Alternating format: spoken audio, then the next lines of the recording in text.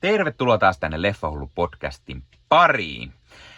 Tällä kertaa arvostelussa on DreamWorksin uusin animaatioleffa Villi Robotti, joka tuli juuri käytyä katsomassa lasten kanssa leffateatterissa. Mä näin tästä silloin ensimmäisen trailerin ja se vaikutti varsin hyvältä. Sen lisäksi kehut ympäri maailmaa lisäsi vaan kiinnostusta, joten olihan tää leffa pakko käydä katsomassa. Ja DreamWorks on tehnyt jälleen todella ihastuttavan leffan, joka kertoo tällaisesta kotitalousrobotista Rosum 7134, joka haaksi rikkoutuu tällaiselle saarelle ja yrittää sitten löytää itselleen tehtävän eläinten keskuudesta. Tehtäväksi hän löytää lopulta tällaisen pienen hanhen poikasen, jonka äitihahmoksi hän ryhtyy. Ja apua hän saa yllättävältä taholta, eli ketulta, joka paikoitellen yrittää aina syödä tätä hanhen poikasta. Yhdessä he kuitenkin alkaa opettaa tälle hanhenpojalle kykyä uida ja lentää, sillä syksy on tulossa ja hanhien kuuluu lähteä muuttomatkalle. Äitiys ja sen vaikeudet on yksi isoista teemoista tässä leffassa ja miten opossumi-äiti, hän on kyllästynyt 7 lapsensa, mutta silti hän antaa hyödyllisiä vinkkejä tälle robotille huumorin siivittämänä. Ja yksi iso teema on myös se, miten tämä ROS-robotti oppii käyttäytymään tämän ohjelmoinnin ulkopuolelta ja kehittämään jopa rakkaussuhteen tähän pieneen hanhen poikaseen. Sillä tämä ROS-robotti on ohjelmoitu auttamaan ihmisiä kaikessa. Hän on tämmöinen vähän niin kuin kotitalousrobotti. Mutta miten käy robotille, kun ympärillä ei ole ainuttakaan ihmistä? Tämä hahmon kehityskaari tämän elokuvan aikana on todella erinomainen. Tämä Ross ryhtyy yksi kerrallaan auttamaan tämän saaren eläimiä ja kiintyessään sitten tähän vanhempansa menettäneeseen hanhenpoikaseen. Se on todella mahtavasti tehty. Elokuvassa ihastuttaa myös tämä hanhenpoikainen, tämä Bright Bill, joka oppii tältä Ross äidiltään tämmöisiä konemaisia asioita. Hän piippailee ja skannaa alueita. Skannataan. Ja tää on tämmönen varsin hauska animaatiohahmo myös tässä leffassa.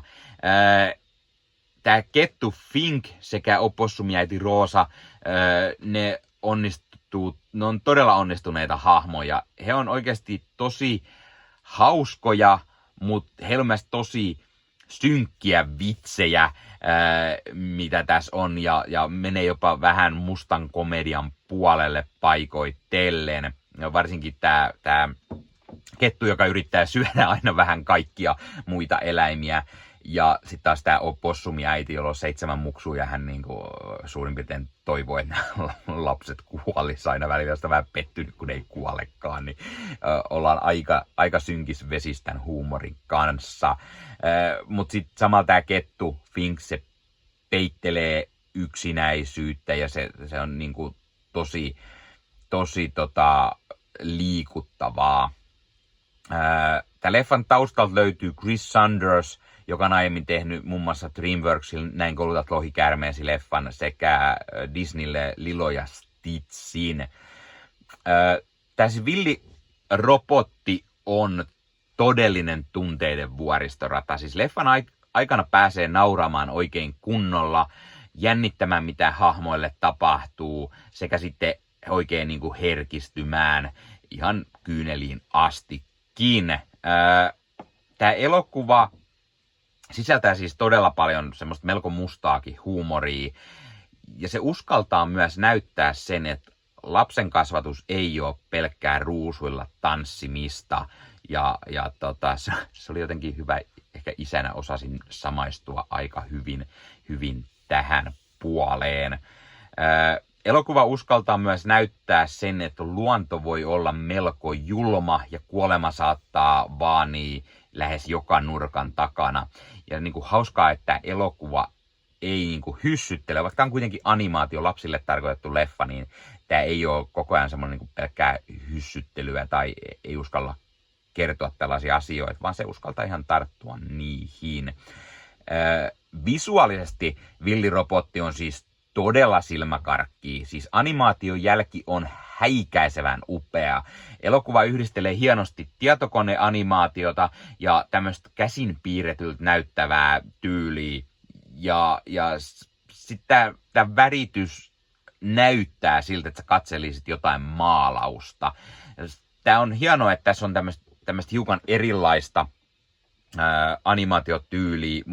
Toki se muistuttaa tosi paljon myös paikoitellen sitä Saapasjalkakissa viimeinen toive -elokuvaa, mutta koska se on yksi DreamWorksin viime vuosien parhaista leffoista, niin hienoa vaan, että sitä on hyödynnetty vähän saman tyylistä tässäkin.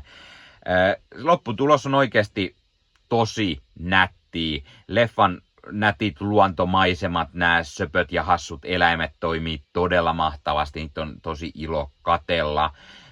Tämä tarina on todella hyvä ja toimii todella mahtavasti. Vähän harmittaa, että mä en nähnyt sitä alkuperäistä duppausta jälleen, tai siis sitä alkuperäisäänillä olevaa, koska käytiin lasten kanssa katsoa suomeksi dupattuna, mutta alkuperäisesti tässä olisi ollut Lupita Nyong'o, Pedro Pascalia, Bill Nighyä, Stephanie Shuta tai Ving Rhamesia, Mark Hamillia, Catherine O'Hara, jne. Eli tosi niinku hyviä ääninäyttelijöitä. Tämä on just semmoinen leffa, että mut tekee heti tämän jälkeen, että pitäisi katsoa tämä englanniksi jossain kohtaa, että pääsisi kuuntelemaan näitä. Mutta niin, mulla on käynyt monien animaatioleffojen kanssa viime vuosina ja en mä ole vieläkään niitä katsonut englanniksi, vaan aina lasten kanssa uudelleen ja uudelleen suomeksi. Mutta siis varsin toimiva Suomi-duppauskin tällä kertaa. Ei ole siis mitään. Kyllä Suomessa osataan dupata tosi hyvin tämmöiset animaatioleffat. Ei ole mitään siitä, siinä mielessä moitittavaa. Siis toisin sanottu, mä pidin tästä todella paljon tästä leffasta. Mä voin ehdottomasti suositella sitä kaikille, jotka pitää animaatioleffoista. Tai jos ei niin paljon pidä, niin ehkä tämän avulla voi oppia pitämään animaatioleffoista. Arvosanaksi mä antaisin tällä 9/10. Mä siis pidin tästä tosi paljon. Tämä oli tosi hienosti tehty. Tässä oli hyvät teemat, hyvä käsikirjoitus, hyvät hahmot. Hienosti animoituu. Toimi varsin hyvin. Ei kaipaa jatkoa, vaikka lopussa tälle kyllä jätetään auki, että jatko-osa on mahdollista. Ja tämä taisi olla menestynyt jo niin hyvin tämä leffa, että olikin jopa puhetta, että jatko-osa on tuloillaan. Mutta varmasti aion sen katsoa, koska tämä vaikutti sen verran hyvältä leffalta. Ja saattaa olla, että meidän lapsetkin haluaa sen jatko-osan kyllä sitten nähdä. Mitä mieltä sä oot tästä leffasta? Oletko nähnyt tän ensinnäkin? Kiinnostaako sua nähdä tämä elokuva? Tai jos oot nähnyt, niin piditkö, etkö, miksi et? Mikä on sun suosikki DreamWorksin animaatio? Tai entä viime vuosilta? Tai muutenkin animaatioleffoista? Kerro sun suosikki animaatioleffoja, mitä niitä on, minkä takia ne on sun suosikkeja. Tai etkö sä tykkää yhtään katsoa animaatioleffoja? Pistä kommentti. Ja hei, jos katsot YouTuben puolelta, niin pistä peukkuun, jos pistä kanavatilauksen muistoskellosta päälle. Näet aina, koska tulee uusia videoita ja sen lisäksi auttaa kanava kasvamaan. Eli kiitos kaikille, jotka olette kanavan tilanneet. YouTuben puolella siellä on jäsenyydet, superominaisuudet päälle. Sieltä voi jäsenet tulla kanavan jäseniksi ja sieltä saa erikoismainintaa esimerkiksi tohon nimen, kun on kanavan jäsen ja sit saa erinäköisiä hyviä asioita. Näkee ennakkoonkin. Esimerkiksi tämänkin on nähnyt varmasti jo aikaisemmin, jos on kanavan jäsen, tämän videon sieltä ja muita videoita tulee. Esimerkiksi täällä on paljon tällä leffahuoneessa kaiken näköistä, mistä on tulossa lähiaikoina varmasti video, niin niitäkin näkee sitten ennakkoon, kun on kanavan jäsen. Joskus tulee jopa pelkästään jäsenille tarkoitettuja videoita. Ja sen lisäksi on kaikki korostettuja vastauksia ja tämmöisiä merkkejä ja muuta kaikki. Kun te tiedätte YouTube-juttut, 0,99 € kuusi tai 2,99 € kuusi, niillä saa erinäköisiä asioita, kun tilailee tai on kanavan jäsen. Niitä supertykkäyksiä, superkommentteja, kaikkea voi laittaa, niin siitä tulee muutamat 10 sentit sitten tähänkin suuntaan, eli kiitos kaikille, jotka olette niitä laittaneet. Ottakaa Leffahullu somekanavat haltuun, Instagrami, TikTokki, Facebook-sivusto, jäne. Meikäläinen tekee Marvel Podcast Suomea, Star Wars Podcastia ja sitten sen lisäksi meikäläinen kuuluu Leffamediaan, jos on yli 30 sisääntuottajia, jotka rakastavat leffoja ja sarjojen katsomista, niiden arvostelemista ja kaikkeen leffoja ja sarjoihin liittyvää. Sieltä löytyy leffa- ja sarja-aiheiset uutiset, huhut, trailerit, sieltä löytyy haastatteluja, kaikennäköistä leffoja ja sarja-aiheista. Ja jos taas haluat ostaa fyysisiä leffoja, niin suomikassu.fi verkkokaupasta voi käydä ostamassa itselleen 4K DVDtä, Blu-raytä. Siellä kun käyttää koodia Leffahullu, saa 5 € alennusta, kun ostaa yli 60 €. Mikäs se mukavampaa? Pikkualennus, ostaa leffat ja sarjaiset fyysinä hyllyyn, koska koskaan ei voi tietää, koska joku suoratoistopalvelu lähtee muokkaamaan leffoja, poistamaan niitä valikoimastaan. Usein kuvan ja äänenlaatu kärsii, koska suoratoistopalvelujen pittivirta ei riitä. Kun leffa on fyysinä hyllyssä, siinä on paras mahdollinen kuvan ja äänenlaatu ja silloin niin kuin tietää, että varmasti saa laatu. Sen lisäksi fyysinen leffoissa on esimerkiksi bonusmateriaaleja elokuvan tekemisestä. Ostat jonkun erikoisjulkaisun, tyylikäs steelbook vaikka tai premium-julkaisu, niin tulee kaikennäköistä lisähärpäkettä myös mukana, magneetteja, julisteita, kirjasta, vihkosta sen leffan tekemisestä, kaikennäköistä muuta mukavaa. Sen takia fyysinen formaatti on aina jees. No niin, tämä oli Leffahullu podcast tällä kertaa. Ei muuta, ensi kertaa. Se on moro.